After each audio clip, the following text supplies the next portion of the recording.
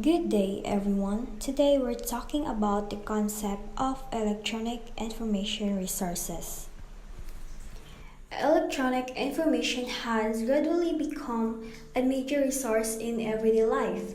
The emergence of electronic information resources, simply referred to as electronic resources, has tremendously transformed information handling and management in academic environments and in university libraries in particular.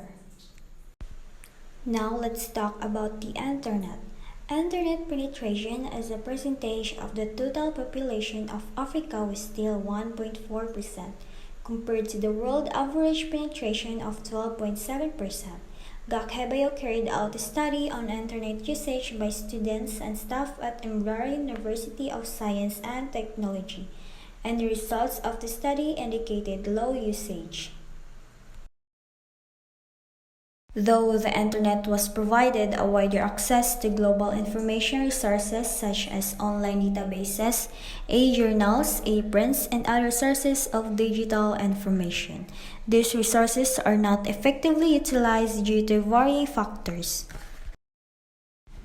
According to Mason, the Internet causes African universities to gain equal footing with their sister institutions in the more developed countries. It is imperative that African universities be connected if they are not to be rendered irrelevant in the modern academic world. The Internet is very useful as a communications tool in the universities among librarians and library clientele. It is the most efficient means of electronic document delivery. Electronic journal. The rise of the Internet has enabled researchers and academics to leverage information and communication technologies for efficient sharing of research results, overcoming barriers related to traditional publishing. Electronic journals offer improved access to information and are easier to distribute to library patrons compared to print journals. In the financially constrained environment of higher education, they provide a more cost-effective alternative. These are two types of electronic journals, those that are available in both print and digital formats, and those that exist solely in digital formats,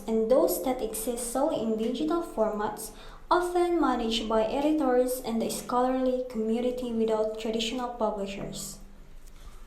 Mbrara University Library aims to subscribe to electronic resources to facilitate access to global information as it is published.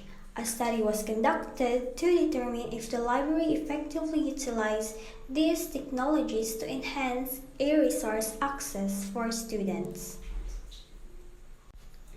Now let's proceed to online databases. The most effective way for university libraries to provide access to electronic books and journals is through subscriptions to online databases.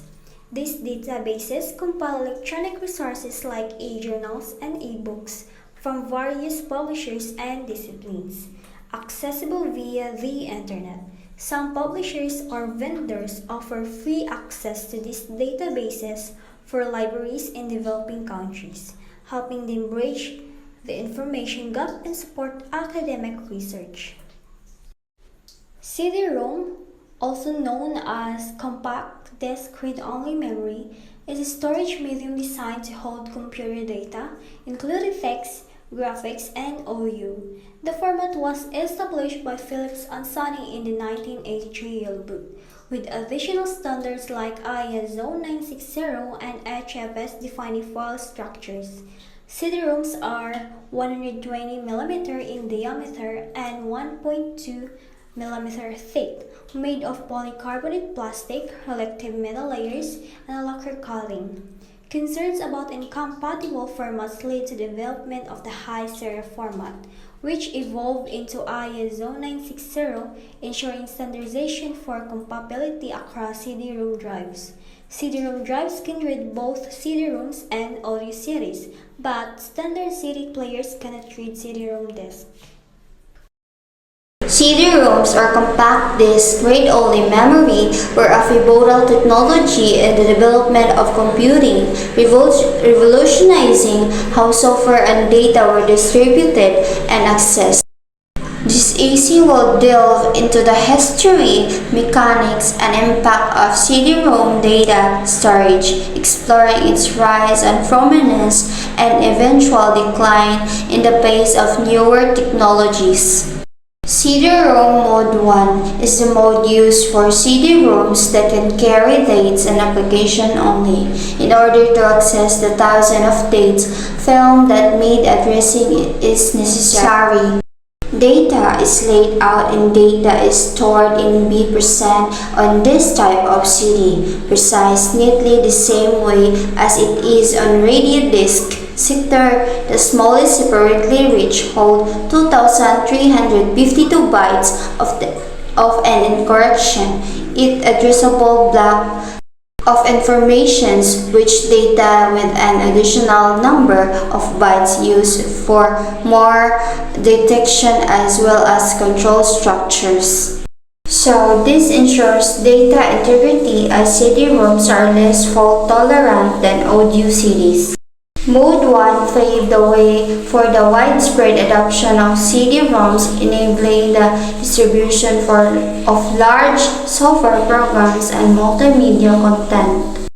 CD-ROM Mode 2 is used for compressed audio or video information and uses only 2 layers of error detection and correction, the same as the CDDA. Therefore, all 2,336 bytes of data behind the sink and the header bytes are for user data. Although the sector of CDDA, CD-ROM, Mode 1 and Mode 2 are the same size, the amount of the data that can be stored. CD-ROM Mode 2 is a data storage format designed for compressed audio, video, or picture data on CD-ROMs, unlike Mode 1, which prioritizes data integrity with more error correction bytes. Mode 2 uses fewer error correction bytes, allowing for more user data to be stored. This makes it suitable for storing multimedia content where some data loss is less critical. Mode 2 was also the foundation for CD-ROM XA or extended architecture, which allowed for the interleaving of compressed audio and data sector. Data encoding and reading. Data on a CD-ROM is encoded using a technique called EFM or 8 to 14 modulation. This method converts 8-bit data bytes into 14-bit code words, ensuring that there are no long sequences of consecutive 0s or 1s in the data stream. This is crucial for maintaining the stability of the laser beam during reading. Here's a simplified explanation. First is conversion. The 8-bit data bytes are first converted into 14-bit code words using a defined table. This process ensures that there are no more than 2 consecutive 0s or 1s in the code word. 2 is encoding. These code words are then encoded onto the CD-ROM surface as bits and lines. A bit represents a O and a len represent a 1. 3 is reading. During reading, a laser beam is focused on the disk surface. The reflected light intensity changes depending on whether the beam encounters a pit or a land. This change in intensity is interpreted as binary data. The EFM encoding scheme, along with the CLV constant linear velocity method that adjusts the disk rotation speed, ensures that the data is read accurately and at a consistent rate. This was a crucial factor in the success of CD-ROMs as a reliable storage medium. Journal aggregation services are like the digital libraries for academic journals. They gather and organize a vast collection of scholarly publications from different publishers. making them easily accessible to researchers, students, and other interested parties. Here's a brief breakdown. First is centralized access, the second is comprehensive coverage, the third is search and filtering tools, fourth is full text availability, fifth is subscription. And here are some popular examples of journal aggregation services. First is GS Tour, second is Science Direct, third is PubMed, fourth is Wiley Online Library, and the fifth is Springer Link. These services are invaluable resource for anyone involved in research, providing a convenient and efficient way to explore and access the latest academic literature. That's all. Thank you.